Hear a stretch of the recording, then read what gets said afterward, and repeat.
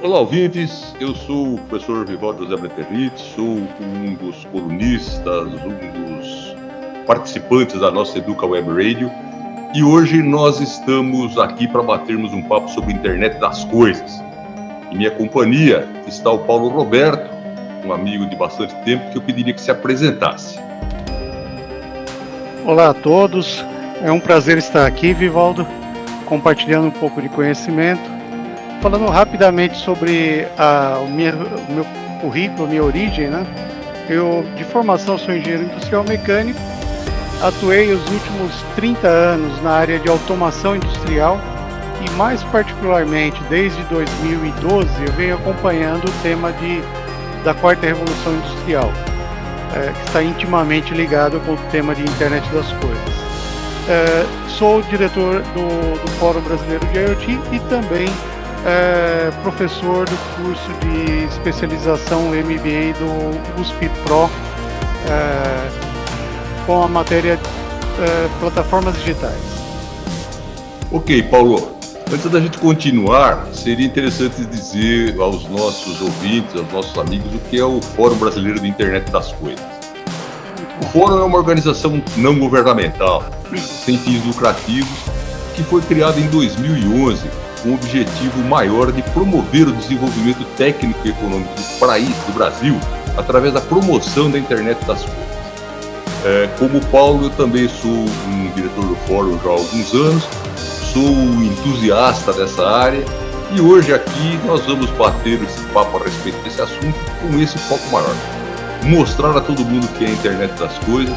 De novo, nós julgamos que ela é interessante para o nosso país. Inicialmente a gente define, né, a internet das coisas. A gente costuma dizer que a internet das coisas é uma rede de objetos físicos interconectados por software, sensores e outras tecnologias que trocam dados entre si. Paulo, você podia dizer para a gente o que são esses objetos físicos? Claro. Basicamente são, tecnicamente falando, sensores, atuadores, processadores que são conectados à internet, mas essa gama, vamos falar do ponto de vista prático, né, do nosso dia a dia, nós podemos encontrar a internet das coisas, por exemplo, numa fechadura eletrônica, num sistema de vigilância com câmeras, no próprio smartphone, evidentemente é um equipamento de internet das coisas.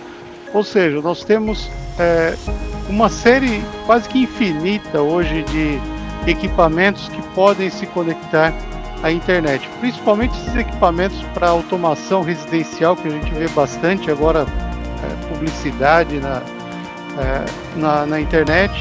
Todos esses equipamentos são equipamentos de internet das coisas. E a gente pode ir mais além, né? O carro passa a ser um elemento, né, da internet das coisas, tal qual um sistema de segurança, por exemplo. Ou seja, a internet das coisas está presente em praticamente todos os lugares, né? Legal.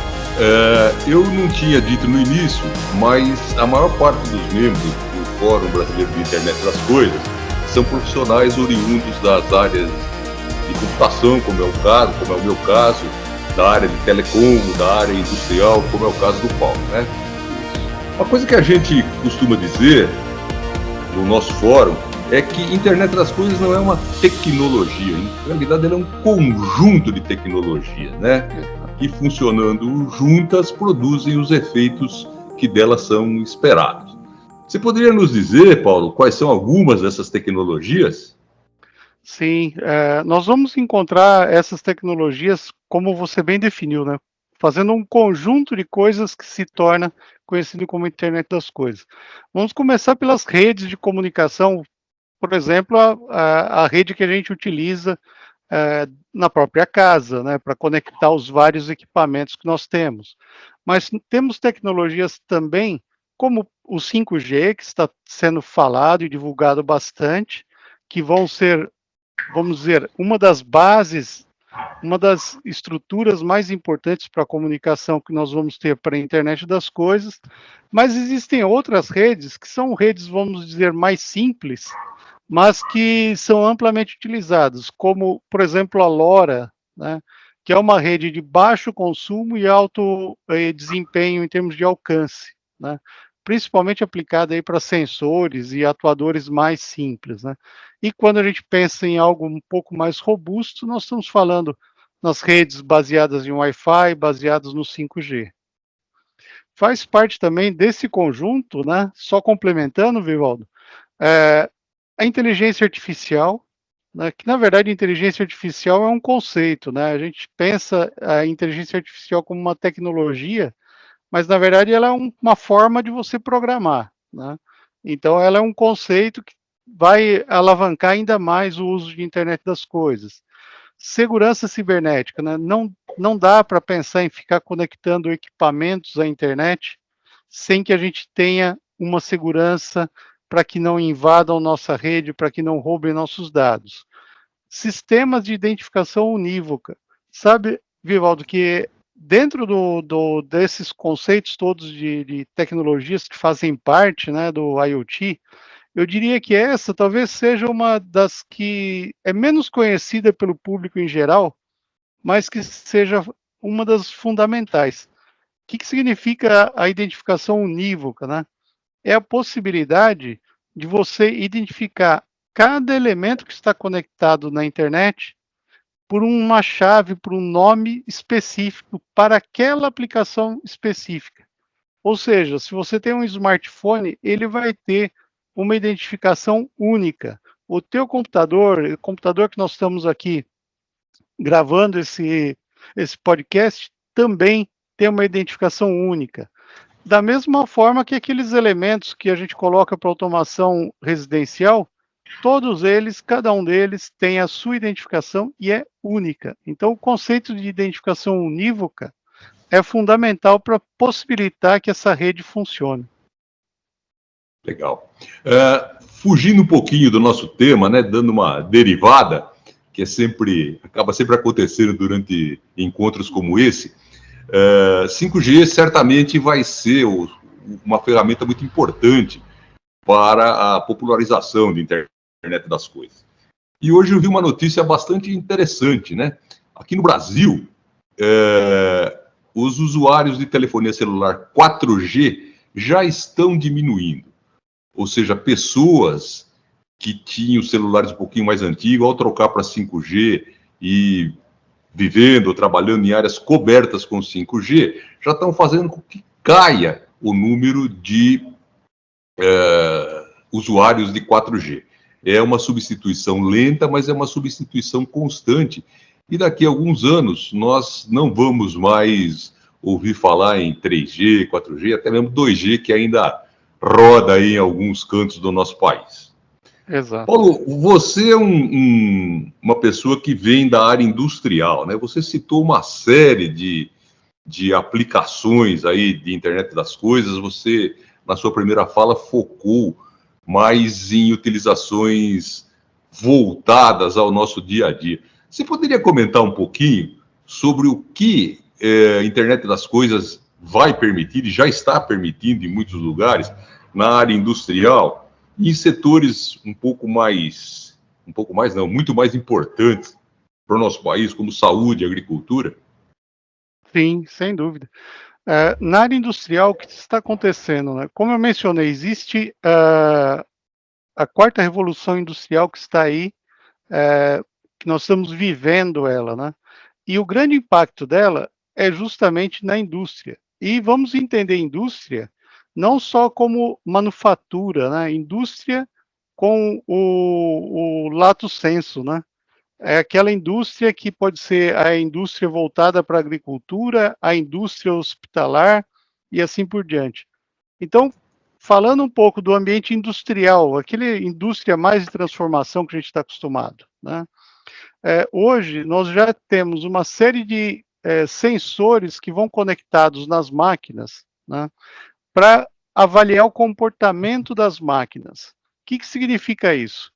Antes, se eu quisesse saber como estava o desempenho de uma máquina, se um motor estava muito quente ou não, eu era obrigado a ir até lá e medir. ou ir até o painel de controle de uma máquina específica para olhar a variável que estava sendo medida.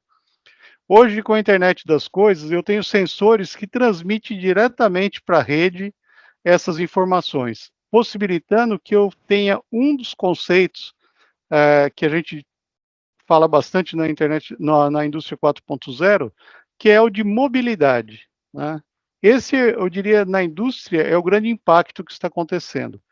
Em função das máquinas estarem conectadas, dos sensores disponíveis para medir todas as grandezas variáveis do ambiente industrial, nós passamos a ter os dados disponíveis na palma da mão, né? Então, nós passamos a ter a mobilidade para coletar informações. E já existem grandes impactos acontecendo em termos de eficiência das fábricas, né? Nós temos fábricas que estão reduzindo o consumo de energia drasticamente, e quando eu digo drasticamente, nós estamos falando aí coisas de 20% de redução do consumo de energia, porque ela monitora melhor o processo e consegue otimizar o fluxo, otimizar o uso dos recursos. Então, o ambiente industrial, ele é um ambiente bastante fértil para isso, né, para implementar soluções de IoT. Legal, muito interessante. Além disso, né, a gente vê uma série de outras coisas que acabam chamando a atenção da gente que está atuando na área e que o grande público muitas vezes não fica sabendo, né? Alguns anos, talvez 2 ou 3 anos atrás, nós estivemos com a diretoria do fórum no CPQD. CPQD é aqui próximo a Campinas, Jaguariúna, se eu não me engano. E lá nós vimos uma aplicação de internet das coisas que vinha sendo desenvolvida para atender a uma usina, uma plantação de cana na região de Ribeirão Preto. E aquela usina, aquela fazenda era a maior do mundo nessa área. E eles tinham um problema aparentemente banal, mas que acabava sendo muito sério, né? Na hora de fazer a colheita da cana, você precisa de uma máquina que colhe e um caminhão que vai andando ao lado da máquina. A máquina corta a cana e joga no caminhão, e o caminhão leva para a cana ser moída, processada, etc. Só que às vezes acontecia o seguinte: vai se cortar cana numa determinada área, a colheitadeira estava lá, o caminhão não estava, ou o inverso, né? Isso significava, ou significa ineficiência, no momento que uma máquina cara, grande, fica parada. E o pessoal estava desenvolvendo uma aplicação para fazer com que esse tipo de situação não acontecesse mais, que simplesmente o caminhão e a máquina e a colheitadeira estivessem no lugar certo, na hora certa, juntos. Uma aplicação muito grande do ponto de vista econômico. Eu vi duas coisas interessantes na Austrália, de um tamanho muito pequeno, né? Uma prefeitura, não sei se o termo exato é esse, na Austrália, equipou alguns dos seus veículos com câmeras.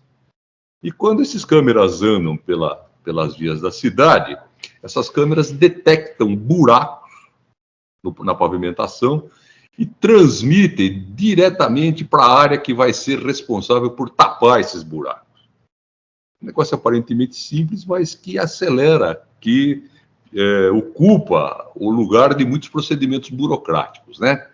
Sem dúvida. Além disso, eu vi um caso também na Austrália de uma pequena plantação de bananas, onde os sensores detectavam que o cacho de banana já estava pronto para ser colhido, né? Então, o pessoal ia lá, colhia, essa colheita é manual, e o que acontecia é que bananas não eram colhidas verdes, bananas não amadureciam mais no pé, né? Havia uma otimização. E isso acontecia numa propriedade pequena, certo? Então, a gente começa a ver esses benefícios em inúmeras áreas, né? Se você puder, Paulo, você já falou da indústria também, você pode nos dizer alguma coisa a respeito de utilização de internet das coisas em cidades inteligentes e na área da saúde também? Sim, sem dúvida.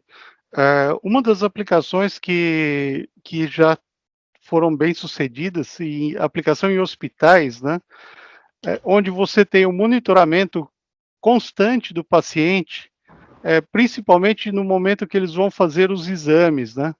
Eh, o que acontece? Nós temos uma máquina, por exemplo, uma máquina de ressonância magnética, que ela ela é um ativo caro também para ficar parada, né? Então, o sistema do hospital, ele monitora aí constantemente onde estão os pacientes que vão demandar os exames e otimiza o deslocamento desses pacientes até a sala de exame, fazendo com que o tempo de parada do equipamento seja mínimo, né? Sem contar outras coisas que eles já estão conseguindo fazer com pulseiras com RFID, né, com identificação por radiofrequência. Todo prontuário está vinculado à pulseira do paciente, então não dá para errar o acesso nos dados do paciente quando o médico vai fazer a visita dele para fazer a evolução do paciente. A mesma coisa quanto na hora de ministrar os medicamentos, né? É escaneado a pulseira, naquele momento já se sabe exatamente se é o paciente correto, qual a dosagem correta do medicamento. Sem contar outras áreas que o hospital está usando, né? Por exemplo, todos as vestimentas, né? Todos os uniformes, toda a roupa de cama tem chip de RFID já. Isso faz com que eles saibam exatamente se aquela peça, por exemplo, aquele lençol foi para a lavanderia, não foi, se ele está guardado, está em uso. Então, isso possibilitou uma otimização dos recursos do hospital, uma agilidade e, consequentemente, um melhor atendimento para os pacientes, né? Outras aplicações que nós temos aí é no comércio, né? O comércio vai ter cada vez mais assim um benefício em função do uso do IoT.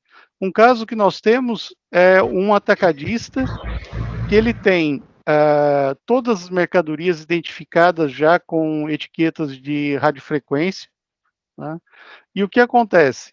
Quando o comerciante vai fazer a compra lá, que normalmente esses casos, o comerciante literalmente vai de carrinho e vai com dinheiro no bolso, né? O que acontece? Ele reserva um valor para comprar. E antes ele ia para o caixa, ia para a fila de saída e acabava deixando de comprar algumas coisas, porque ele não sabia se estava no limite dele ou não. E eles colocaram dentro desse atacadista uns pontos de conferência, ou seja, ele coloca o carrinho dentro de um receptáculo, né, o carrinho de compras dele, e o sistema lê todo o conteúdo daquele carrinho e já informa para ele uma prévia do preço que ele vai pagar, do valor que ele vai pagar na saída, fazendo com que ele possa continuar a comprar até o limite que ele estabeleceu. Então, assim, ganhou-se muito em produtividade, porque na hora de passar no caixa, não tem mais aquela coisa de ficar contando mercadoria por mercadoria. O sistema de RFID faz a leitura, né, as antenas fazem a leitura de todos os produtos do carrinho e já geram a nota fiscal.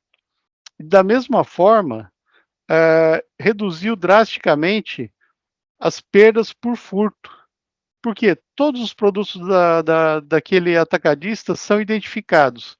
Caso algum produto saia sem passar pelo checkout, pelo caixa, automaticamente já é sinalizado para a segurança e a segurança faz a abordagem. Então, esse é só um exemplo, né? O quanto se ganhou de eficiência com um processo que utiliza alguns sensores de IoT, baseados em IoT, e esse conceito de identificação por radiofrequência.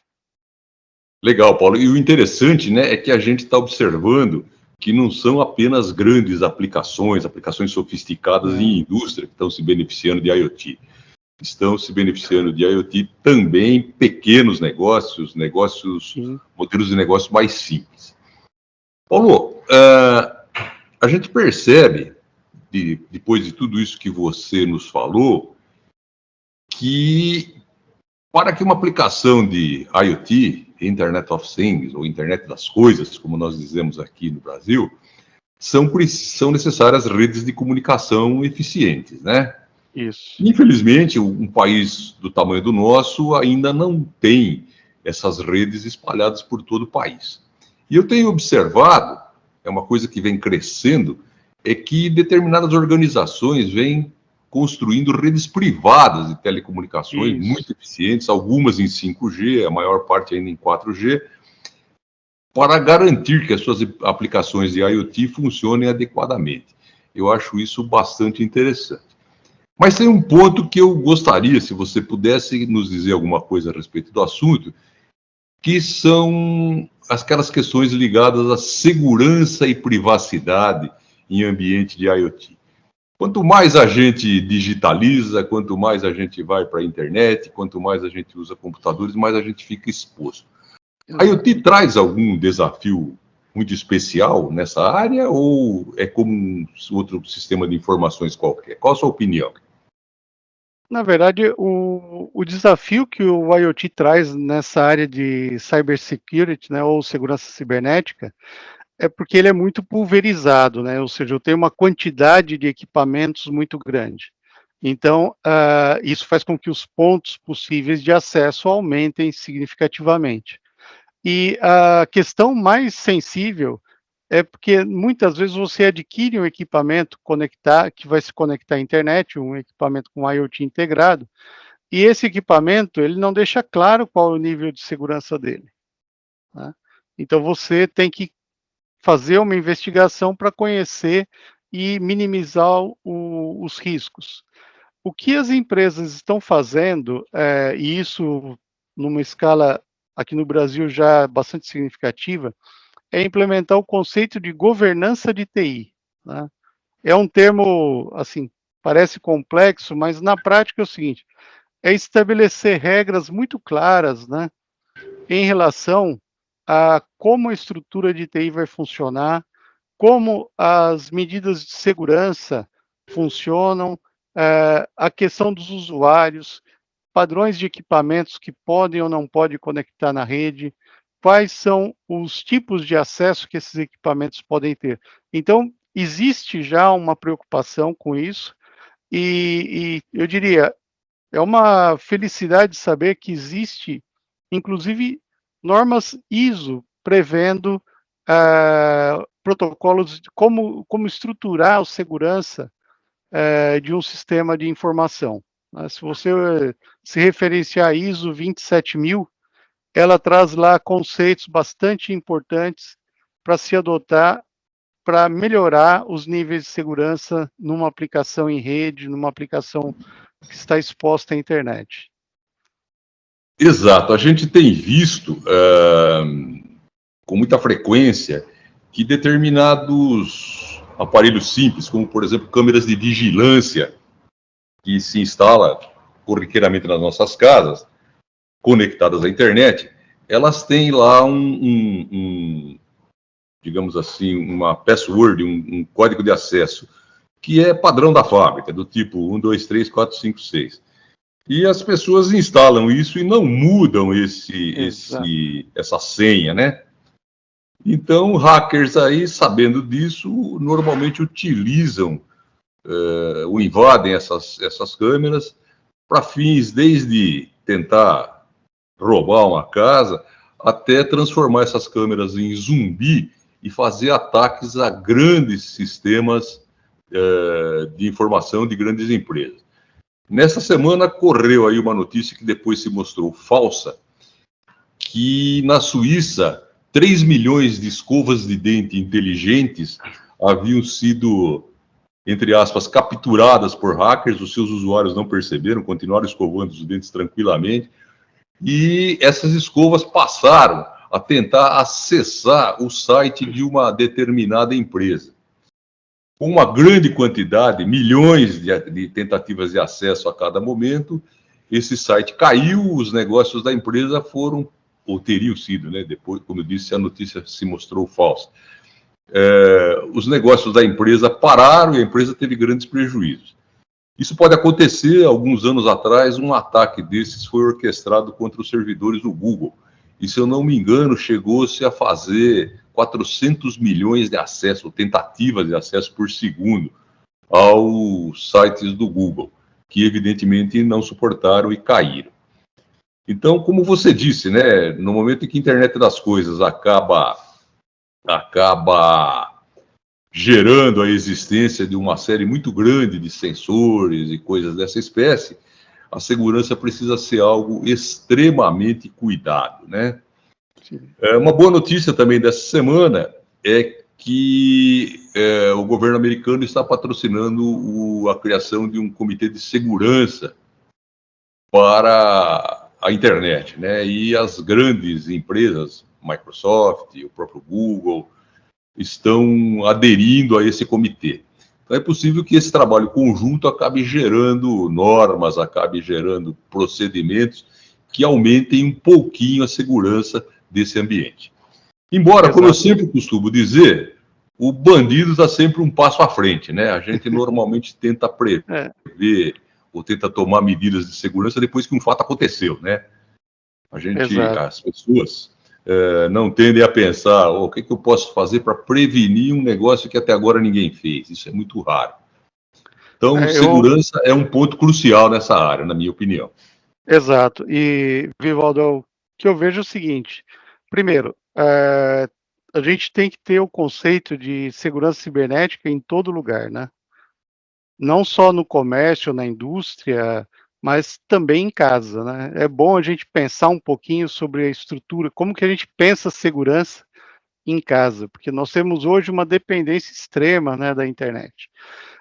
Um outro fator que, ao meu ponto de vista, vai acontecer, não sei quando, mas vai acontecer, é que os equipamentos para conectar na internet, eles vão começar a ter uma certificação, né, com diferentes níveis, de maneira que quando você adquire um equipamento, você sabendo que aquele equipamento atende um determinado nível de certificação, você tem o equivalente em segurança. Eu entendo que isso não é algo simples para se orquestrar, mas eu entendo que já deve estar caminhando para alguma coisa que vai ser global, ou seja, se você fabrica qualquer dispositivo com IoT, você vai ter que seguir algumas regras de segurança e para que o equipamento seja certificado, e isso daria mais tranquilidade para os usuários. Paulo, então, desculpa, termina o seu raciocínio. Não, então, assim, segurança, e não só em IoT, né, mas segurança cibernética, é um tema que deveria ser mais trabalhado até publicamente, né, para levar o conhecimento das pessoas, cuidados mínimos, como isso que você comentou, né? Ele compra lá um roteador que vem a senha para administrador é admin. Então é admin, senha admin, pronto, já tem o roteador na mão, né? E as pessoas não fazem ideia do estrago que um hacker pode fazer se ele tem acesso ao teu roteador, né? Exato. Hoje eu conversei com um amigo exatamente hoje.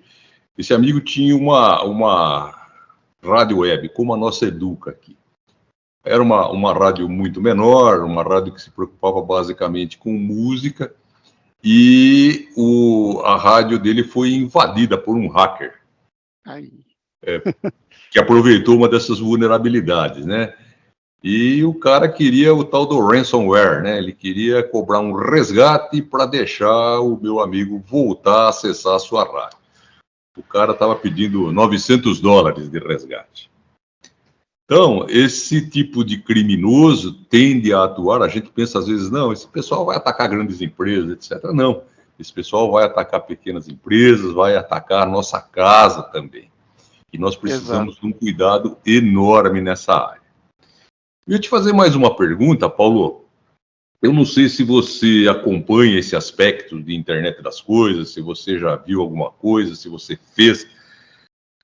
Eu acho, né? Eu espero, né? Não é questão de achar, eu espero que a área de saúde seja muito beneficiada com a internet das coisas, além daqueles aspectos que você falou. Será que nós vamos ver, num espaço de tempo relativamente pequeno, internet das coisas viabilizando, por exemplo, cirurgias robóticas feitas a grandes distâncias? Ou alguma outra coisa mais, uma outra aplicação mais sofisticada na área de saúde? Você,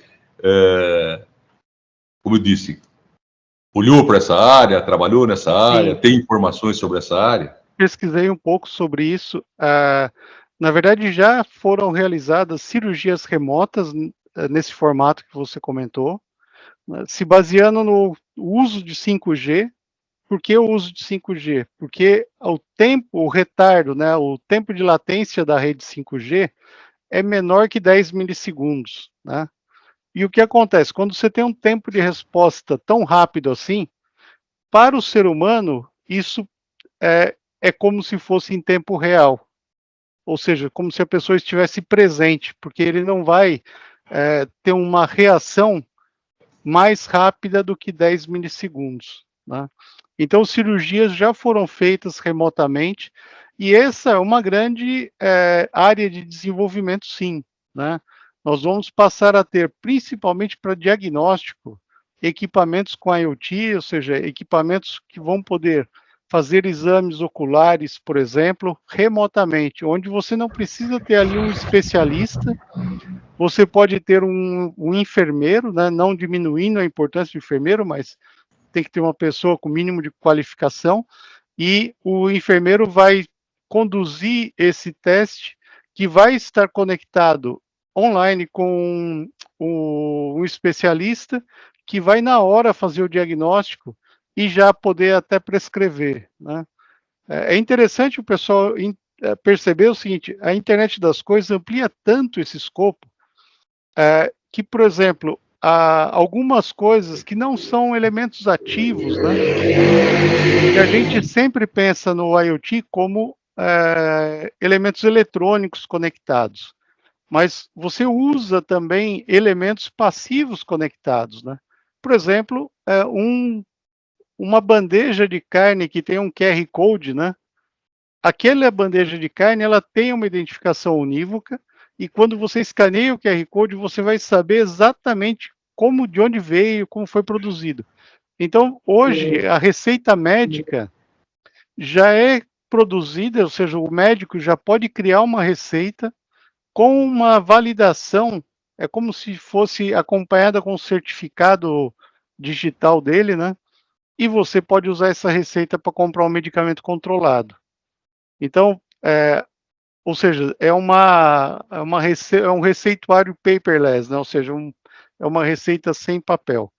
Então, só para dar exemplos de que o conceito de internet das coisas, ele vai expandir não só para a eletrônica, né?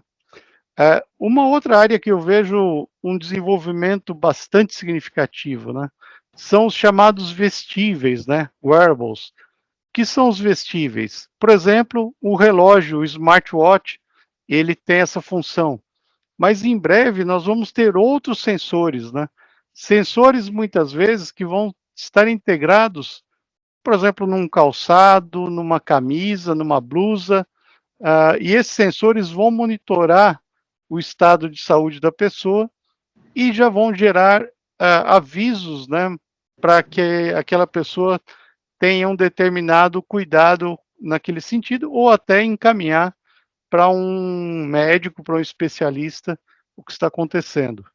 Existem alguns cases aí bem interessantes, né? Alguns cases relacionados com o relógio da Apple, em que o relógio avisou que a pessoa ia infartar, porque ele faz a medição, ele gera um eletrocardiograma em tempo real, constante. E quando ele percebeu que o comportamento daquele eletrocardiograma era o comportamento padrão para uma sequência de um infarto, ele já notificou a pessoa foi realmente ao hospital, e chegando lá o médico falou: olha, você foi salvo pelo teu relógio, porque realmente você está para ter um infarto, e já medicou, tal, a pessoa não teve o transtorno do infarto, né? Porque o infarto é aquela coisa, você pode conseguir sair ileso, mas pode ser que você não saia, né? Então, é muito interessante ver esse tipo de aplicação de IoT salvando vida, né? Paulo, você me fez lembrar, ao falar de roupas, de um fato que aconteceu, sei lá, talvez há 20, 30 anos atrás, né? Que hoje a gente encara como hilário, né? A respeito de envolvendo privacidade, envolvendo Na época era código de barras, não era bem, ainda QR Code. Mas, num determinado momento, aquela indústria de confecções italianas, a Benetton, ou Benetton, como alguns dizem, Isso. passou a colocar códigos de barra nas roupas que vendia, né? A ideia era aquela, controlar estoques, etc.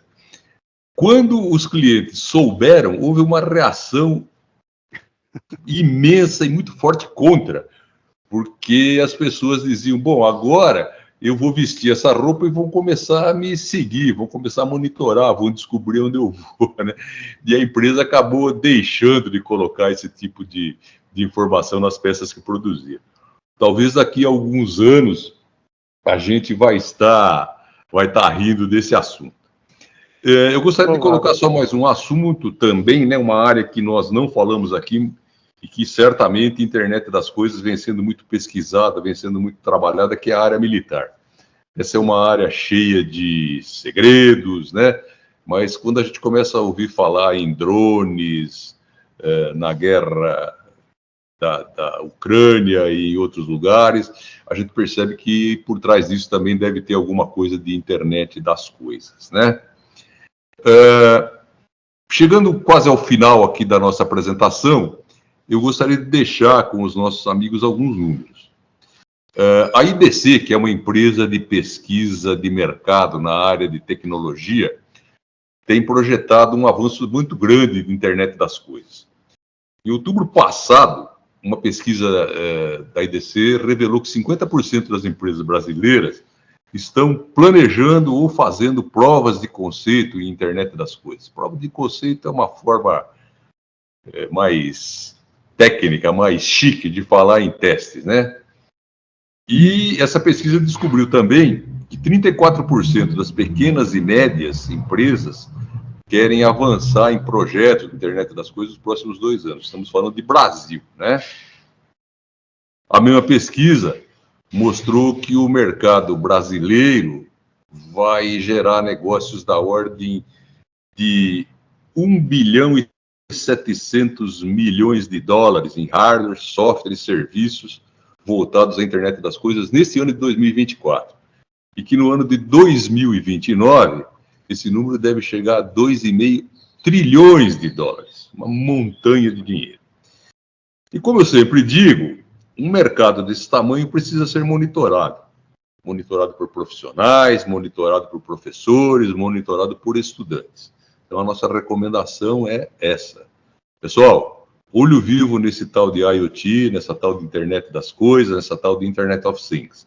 Isso vai impactar nossas vidas e nossas carreiras muito fortemente nos próximos anos. Exato. Nós estamos chegando ao final. Eu gostaria de pedir a você, Paulo, que se despedisse dos nossos amigos. E eu espero que nós, da Educa, possamos contar com a sua presença em outros de nossos eventos, em outros de nossos podcasts. Fique à vontade para se despedir, Paulo. Ok, agradeço a oportunidade, Vivaldo, e conte comigo para compartilhar o que nós tivermos aí de conhecimento. E eu posso afirmar que um dos grandes desafios para a internet das coisas é exatamente o conhecimento. Então, esse papel que vocês estão fazendo para divulgar insistentemente, né, os conceitos e o que está acontecendo é importantíssimo, né? Não se pode imaginar evoluir nesse ambiente que nós estamos vivendo hoje sem buscar conhecimento, né? E o papel que vocês estão fazendo é fundamental. Então, quando eu puder contribuir, conte comigo. E esse tema é um tema que me apaixona bastante, né? Então, fiquei muito feliz de participar aqui com vocês. Espero participar em outras ocasiões, trazendo outros temas, algumas atualizações sobre o assunto. Muito obrigado. Quem agradece é a Educa, Paulo. E em nome da Educa Web Radio e do Fórum Brasileiro de Internet das Coisas, eu gostaria de agradecer a todos os nossos ouvintes e pedir a vocês que curtam as nossas páginas nas redes sociais, Facebook, Instagram, YouTube, TikTok, Spotify. E também lembrar que a Educa já está na Alexa. E para nos ouvir nesse meio, basta dizer, Alexa, toca Educa Web Radio.